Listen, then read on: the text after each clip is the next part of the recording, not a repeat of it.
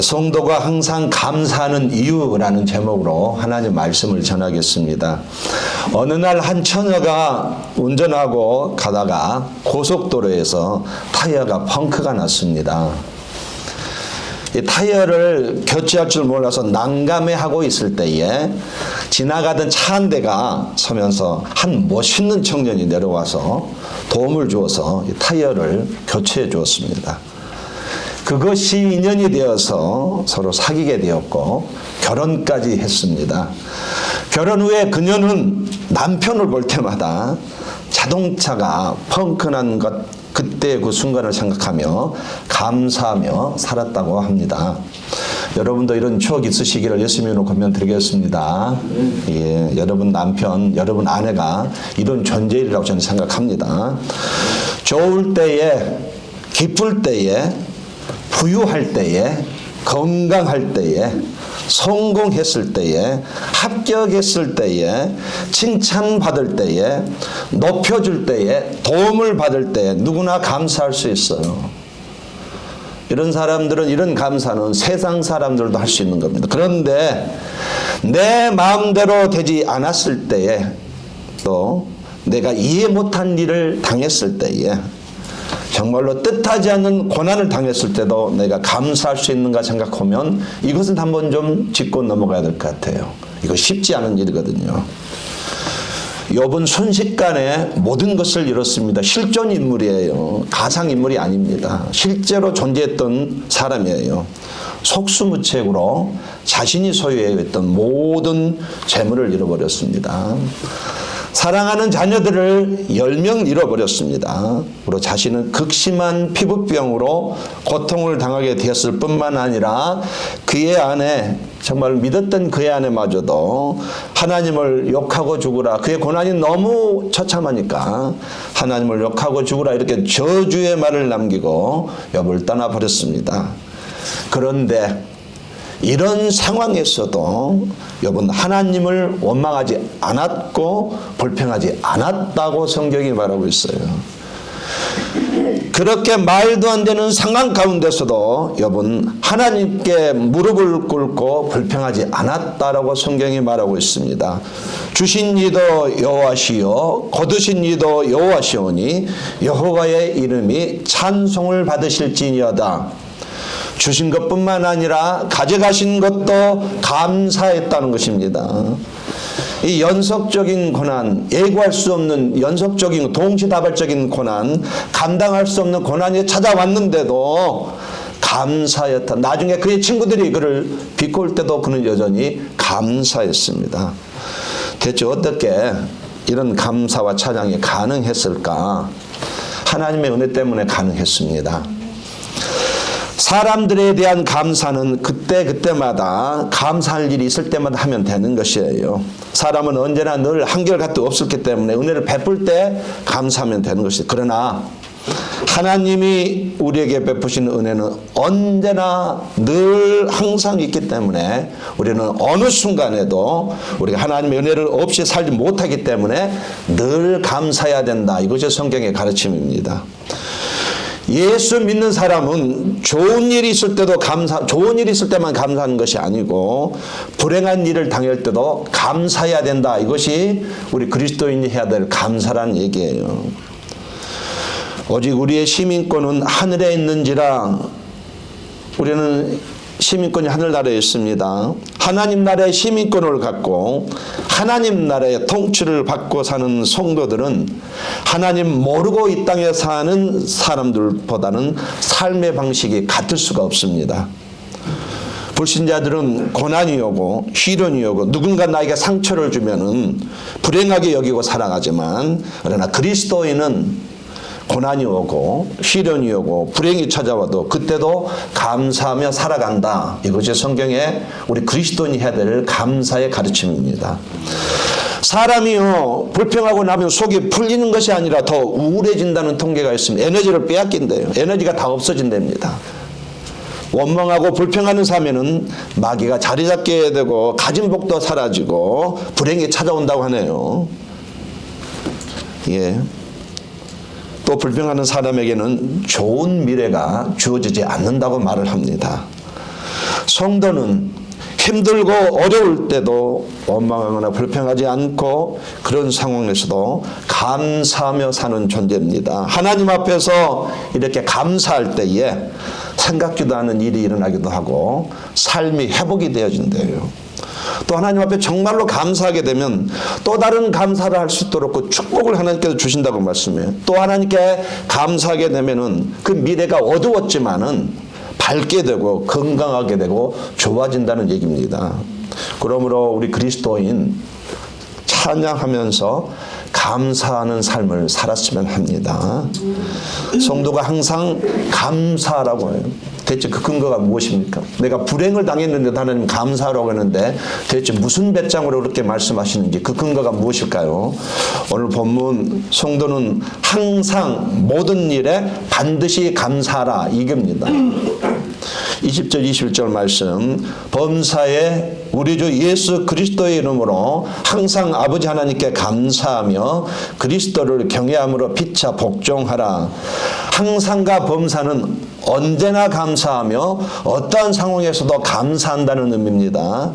늘 변함없이 어제나 오늘이나 힘들 때나 고통스러울 때나 외로울 때도 한결같이 감사라는 말이에요. 좋게 보이는 일이 있을 때도 감사하고 나빴을 때도 감사라. 모든 일에 감사라는 것입니다. 이것이 바로 에베소서 5장 20절 21절 말씀 범사에 항상 감사라는 의미입니다. 이런 감사 하박국 선지자가 잘 보여줬습니다. 비록 무화과 나무가 무성치 못하며 포도나무에 열매가 없으며 감람나무에 소출이 없으며 밭에 식물이 없으며 우리의 양이 없으며 외양간에 소가 없을지라도 나는 여호와를 인하여 즐거워하며 나의 구원의 하나님을 인하여 기뻐하리로다. 모든 상황은 지금 매우 절망적인 상황입니다. 절대로 기뻐할 수 있는 일들이 일어날 수 없습니다. 무화과 나무가 꽃을 피우지 못하고 포도나무 올리브나무에 열매가 없습니다. 밭에는 곡식이 없고 우리에는 양과 소가 없다는 것은 굶어 죽을 수밖에 없는 상황이라는 얘기예요. 지금 상황이 먹을 게 없어서 굶어 죽을 수밖에 없어요. 자식들은 먹을 거리가 없습니다. 오늘날로 말하면 옷을 입고 밥을 먹고 잠을 자야 하는데 집이 없어요. 그럴 만한 형편이 되지 못하면 매우 의식주가 불안해요. 배가 고픈데 물질이 없어서 사 먹을 수가 없습니다. 자식들한테 먹일 게 없는 상태예요. 참 처량하고 서글플 상황을 말하는 것입니다. 그런데 하박국은 나는 여전히 기뻐한다고 말하고 있어요. 이것이 과연 현실적으로 가능한 일일까? 하박국은 어떻게 해서 이런 기쁨을 가질 수 있었던 것일까 생각해 볼 필요가 있습니다. 하나님의 은혜 때문에 그렇게 할 수 있다고 성경은 분명히 말하고 있습니다. 성도는 세상 사람들의 감사와 차원이 다른 감사를 합니다. 평안할 때 감사해야 되지만 전혀 감사할 이유가 이만큼도 없음에도 불구하고 하나님은 우리 보고 감사라고 지금 명령하고 있어요. 권면이 아니고 명령, 반드시 지켜야 할 말로 강하게 돌직구를 날리고 있어요. 어려움에 처해 있어도 죽음을 당할 위기에 놓여 있을 때도 감사라고 합니다. 문제와 경제적인 위기가 찾아올 때도 망했는데도 감사라는 것이에요.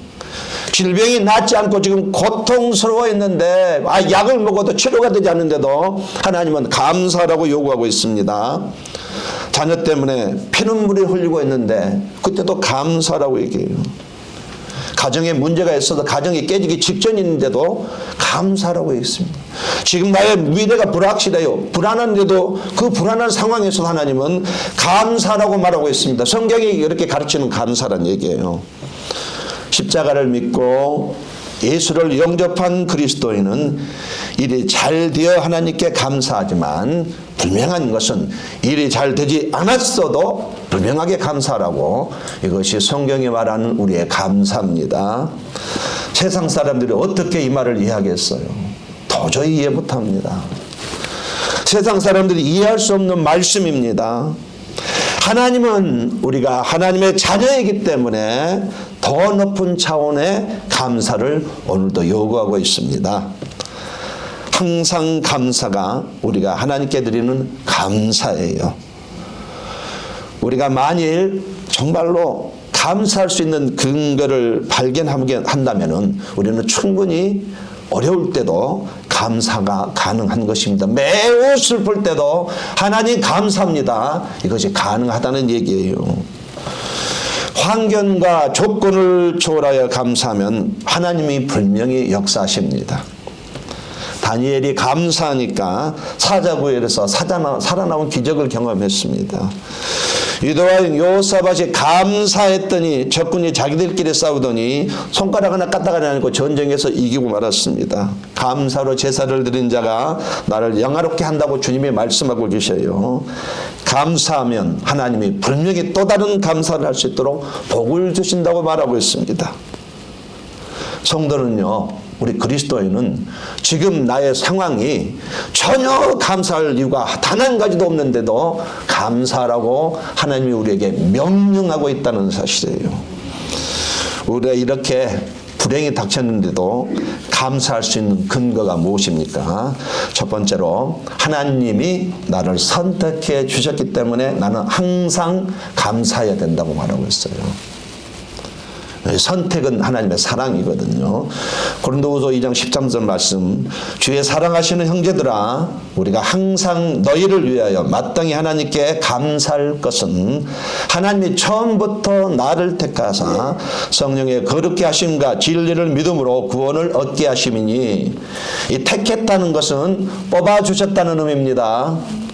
하나님이 나를 뽑아주셨다는, 왜 뽑았냐면은 창세 전에 하나님이 뽑아주셨는데 영원한 생명을 같이 할 사람을 미리 뽑아주셨다는, 이해가 되시면 아멘 하시겠어요? 이게 선택의 교리입니다. 미리 선택해 놓으시고 세상에 보내시고 예수를 통하여 자녀로 부르셨습니다. 이게 선택적 사랑에 우리는 항상 감사할 수밖에 없다는 얘기예요. 그 창세전에 그리스도 안에서 우리를 택하사 우리로 사랑 안에서 그 앞에 거룩하고 흠이 없게 하시려고 바울은 하나님의 선택적 사랑을 알고 감격하고 있습니다. 사실 바울 자기를 더듬보면 도저히 자기는 예수를 믿어서는 안 될 사람이거든요. 살인자이며 죄인 중에 괴수인데도 하나님이 그를 선택했기 때문에 찾아오셨고 믿게 했고 영생을 주셨다는 얘기예요. 하나님은 토기장입니다. 길게 말씀드렸지만 이 선택이라는 것은 하나님의 고유 주권이에요. 아무도 건드릴 수가 없어요. 하나님이 그렇다면 그런 것이에요. 어떤 사람은 구원 얻을 자로 선택이 되었고 어떤 사람은 선택해서 제외되어서 멸망받을 자가 되었습니다. 그러나 우리는 참 좋은 일에 지금 뽑혀 있는 것이에요. 할렐루야. 하나님이 나를 사랑하셔서 영생을 같이 할 사람으로 지금 뽑아 놓으신 것에 바울은 매우 감사하고 있습니다. 태초부터 시작된 하나님의 선택적인 사랑이 십자가를 믿게 하셨고 자녀 삼아 주셨으며 지금 여전히 내가 그 사랑을 받고 있다는 것, 이것 때문에 바울은 지금 감사하고 있습니다. 그 사랑 때문에 감사하다는 것이에요. 하나님이 어떤 분인지 알 수 있습니다. 우리는 하나님의 사랑이 어떤 것인지를 알 수 있습니다.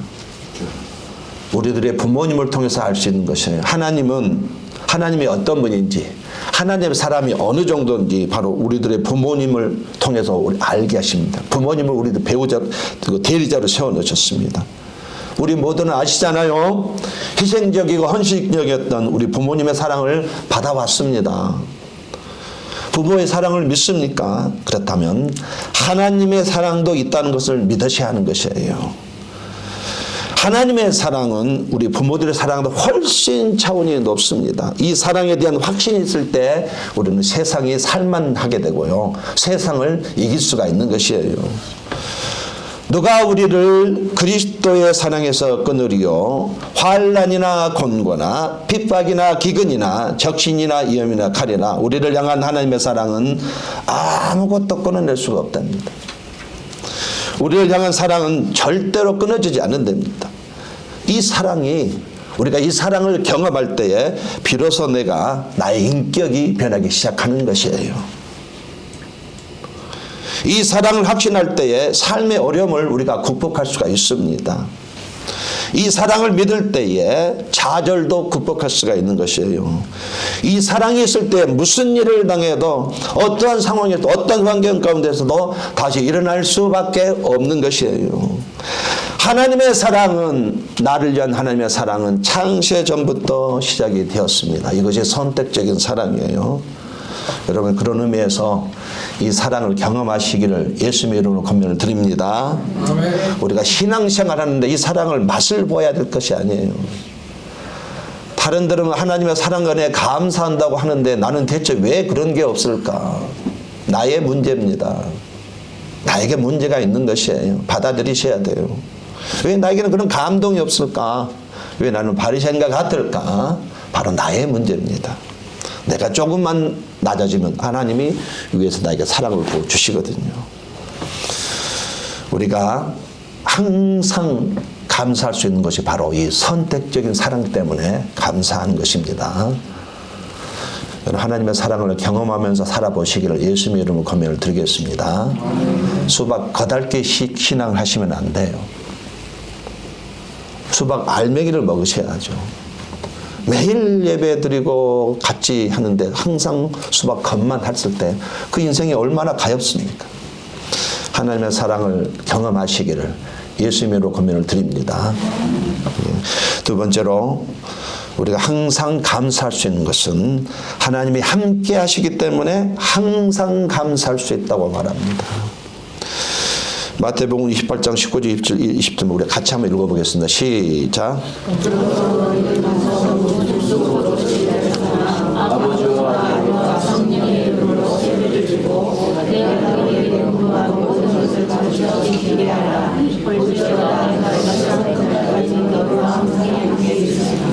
이 험한 세상, 이 험악한 세상 예수님과 함께 노져 가야죠. 이 험한 세상 예수님이 나를 혼자 두지 않으셨대요. 지금 나와 함께 하시며 나를 도와주고 계시답니다. 내 영성이 부족해서 이거 눈치를 못 챌 뿐입니다. 오늘도 도와주셨어요. 내가 자녀이기 때문에 보호해 주셨습니다. 교회 오실 때 사고 날 뻔했는데 나도 모르지만 하나님이 지켜주셨습니다. 동의하시면 아멘 하시겠어요? 내가 영안이 얻어서 이것은 눈치는 못 챌 뿐입니다. 이건 분명한 사실이에요. 난 하나님의 자녀입니다. 난 하나님의 것이에요.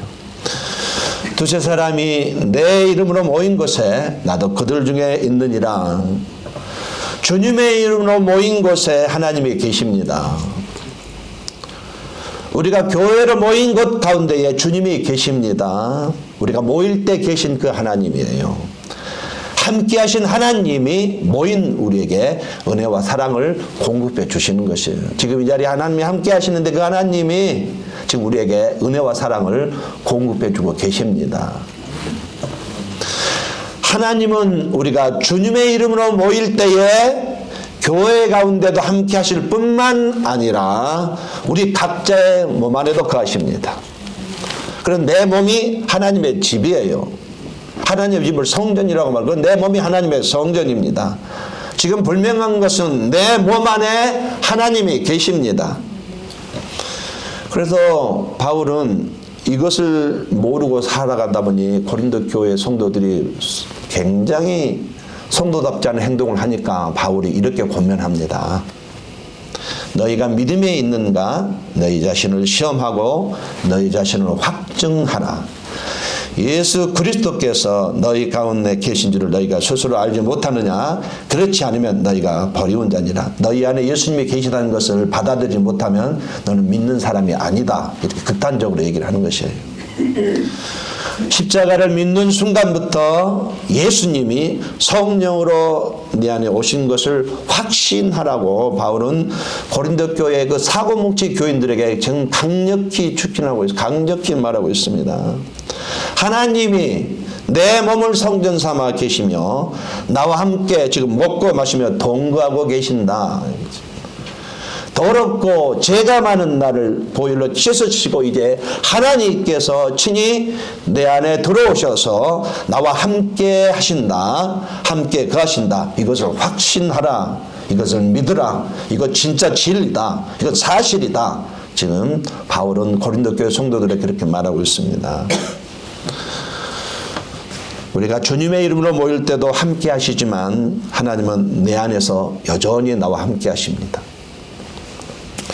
우리가 주님의 이름 모일 때도 은혜와 사랑을 공급해 주시지만 내 안에서 여전히 나와 함께 하시며 나를 도와주고 계십니다. 그래서 세상에서 우리가 승리하는 것이 가능한 것이에요. 주님의 이름으로 모일 때도 함께 하신 하나님은 지금 내 안에서 나와 함께 하신 하나님입니다. 우리가 세상에 있을 때도 내 안에 함께 하신 하나님이 우리가 무슨 일을 만나든지 도와주시기 때문에 우리가 자녀로서 명예를 지켜내는 것이에요. 하나님의 영광을 경험하면서 사는 것입니다. 그러므로 우리는 이 이유 때문에 하나님이 나와 함께 하시기 때문에 주님의 이름으로 모일 때도 함께 하시고 내 안에서 항상 나와 함께 하시기 때문에 함께 하시고 도와주시기 때문에 이 이유 때문에 우리는 괴롭고 슬플 때도 망했을 때도 감사할 수 있다. 이것이 성경의 가르침입니다. 여러분 힘든 일이 있을 때도 감사해 보시기를 예수님 이름으로 권면을 드립니다. 이 두 가지만 가지고도 우리는 얼마든지 이 중에 한 가지만 가지고도 오늘 돼지가 3개인데 한 가지 돼지만 마음에 품고도 얼마든지 우리는 감사할 수 있어요. 이게 하나님의 가르침입니다. 우리는 다 가진 자예요. 다 가졌습니다. 더 이상 가질 게 없어. 영생을 가졌다는 것은 다 가진 겁니다. 그러니까 망해도 감사가 가능한 것이에요. 자, 이와 같이 첫 번째로 나를 선택해 주심에 대해서 항상 감사한다. 두 번째로 하나님이 내 안에서 항상 함께 하시기 때문에 이것만으로 나는 얼마든지 언제든지 슬플 때도 감사가 가능하다. 마지막 세 번째로 돌아갈 곳을 준비해 주셨기 때문에 항상 감사할 수 있다는 것입니다. 인생의 날이 저물었는데 돌아갈 것이 없다고 한다면 그 얼마나 비참하고 허무한 인생입니까? 우리 누가복음 14장 1절에 3절, 1절 3절 같이 읽어보겠습니다. 시작.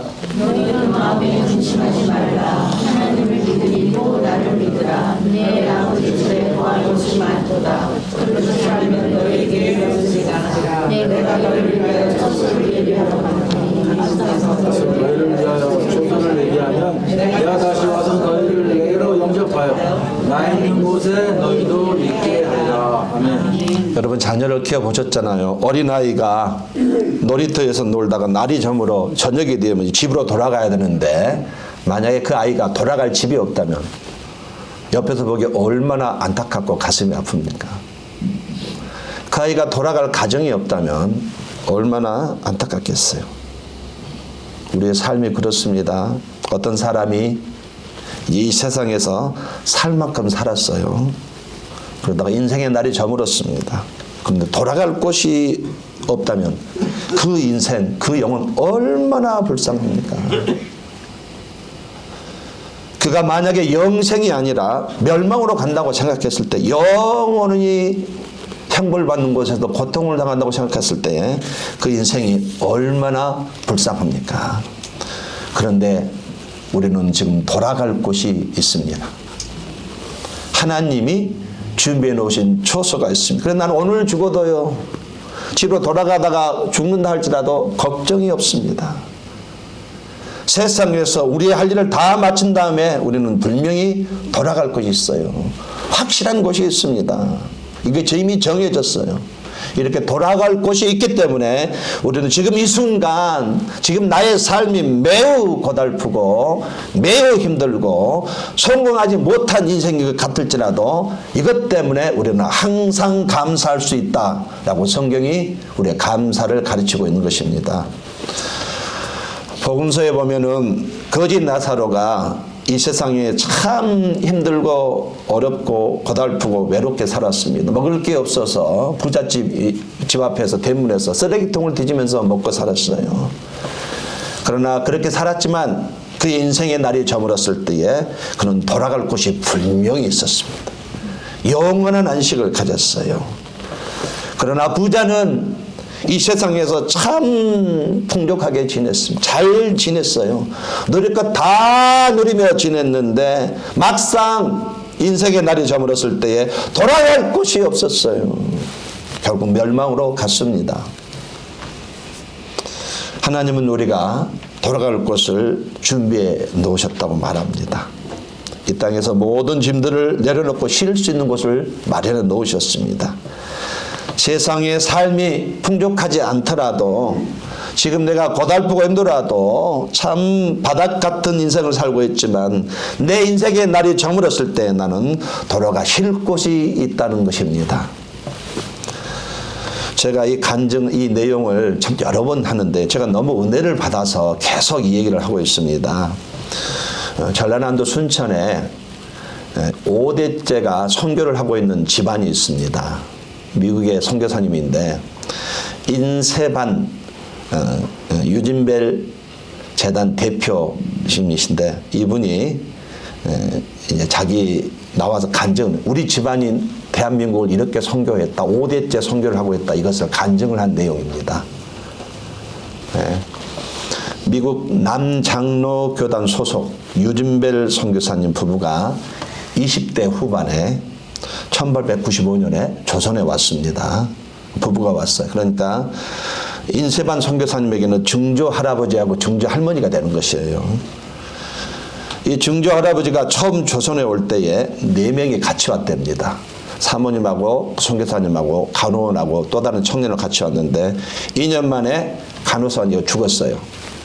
4년 만에 아내가 죽고 증조 할머니가 죽었습니다. 유진별 선교사 사모님이 죽은 것이에요. 그런데 그래도 이들은 조선의 선교를 멈추지 않았습니다. 그리고 계속해서 그들의 2대 후손 살럿, 3대 휴 린턴, 4대 인세반 인요한 지금도 순천에 있어요. 그리고 5대 인요한 선교사님의 조카까지 5대째 여전히 지금 전라도를 중심으로 순천에서 전라도에 이렇게 선교 활동을 하고 있습니다. 지금까지 1895년부터 지금까지 한국에 조건 없는 사랑을 하고 있어요. 선교 활동을 하고 있다는 얘기입니다. 1895년 당시 선교는 매우 위험했습니다. 정치적으로 위험했어요. 그냥 선교하는 자체는 목숨을 걸었어야 됩니다. 또 병 때문에 힘들었습니다. 그래서 선교사의 평균 수명이 딱 3년이었답니다. 1895년은 선교사가 가면 3년 안에 죽었대요. 선교지에 가면 다시 돌아올 수 없었다는 것을 분명히 알고 갔답니다. 그래서 파송 예배를 장례 예배로 드렸다고 합니다. 그렇게 드리고 왔대요. 당시에는 예방 주사도 없어서 어린 아이들을 데리고 가면 틀림없이 죽는다는 걸 알았대요. 다른 나라에 간다면 매우 위험해. 그럼에도 불구하고 이분들은 오셨대요. 가장 무서운 병이 탈수병이랍니다. 음식을 잘못 먹으면 탈수를 하면은 어린아이가 바로 죽는데요. 가장 무서운 병이 탈수병이라고 그러더라고요. 조선에 오는 것이 절대로 쉬운 일이 아니었습니다. 죽는다는 것 자체가 그냥 천국에 빨리 가는 것으로 여겼습니다. 그분들은. 조선 사람들도 예수님 영접하고 천국에 가는 기회를 마련해 주는 것이 당연히 가치가 있다고 여겼기 때문에 왔답니다. 예수를 조선 사람들이 만나게 하는 것이 너무 중요하기 때문에 누군가는 전해야 되고 누군가는 가야 되기 때문에 이 부부가 왔답니다. 이 세상은 우리가 잠깐 살고 다음 세상을 살아간다고 한다면 하나님의 일을 하는 것이 당연히 여겼다고 당연하고 여기고 왔다는 것이에요.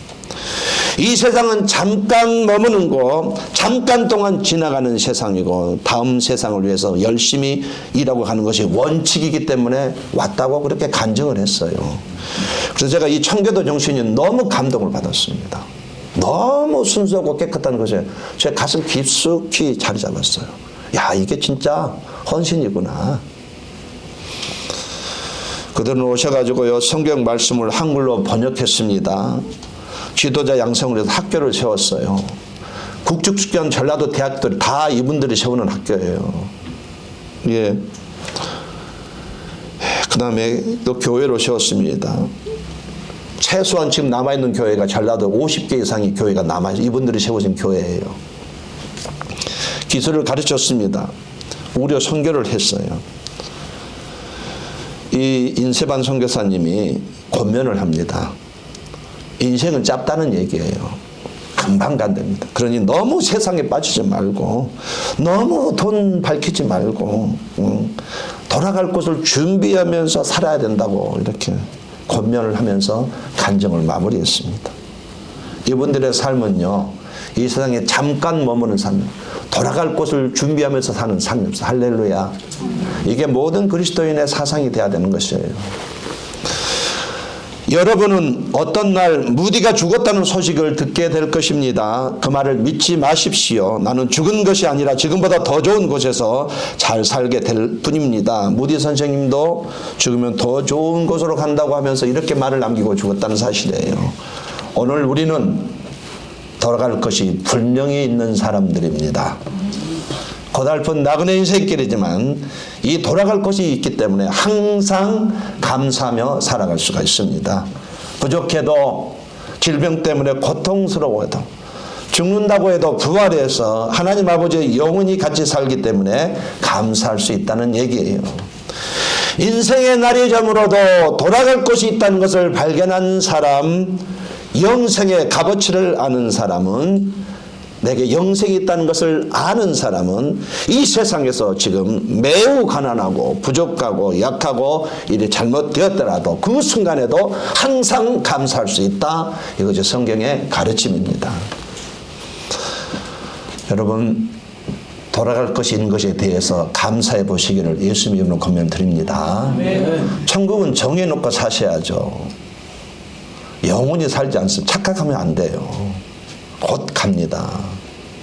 금방 끝나요. 다 놓고 가야 됩니다.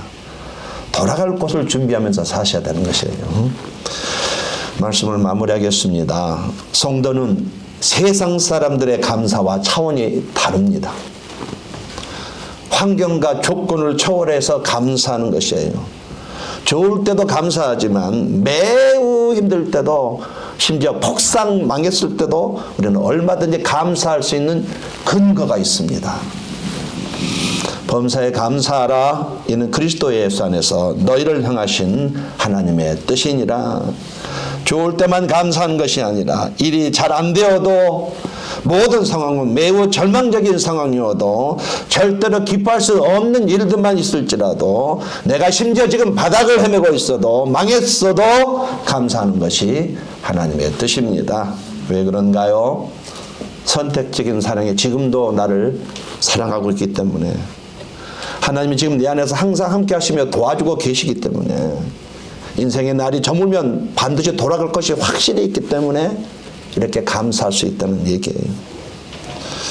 성령이 충만한 그리스도인은요, 환경이 좋고 나쁨에 상관없이 처한 환경 속에서 하나님의 은혜와 인도하심을 깨닫고 감사를 드리며 살고 있습니다. 성령이 충만해서 항상 모든 일에 감사할 수 있는 것이 가능하다는 얘기예요. 성령이 충만해서 감사함으로 삶이 회복되어지시기를 예수님의 이름으로 권면을 드립니다. 또 그렇게 감사함으로 또 다른 감사를 할 수 있도록 그렇게 사시기를 바랍니다.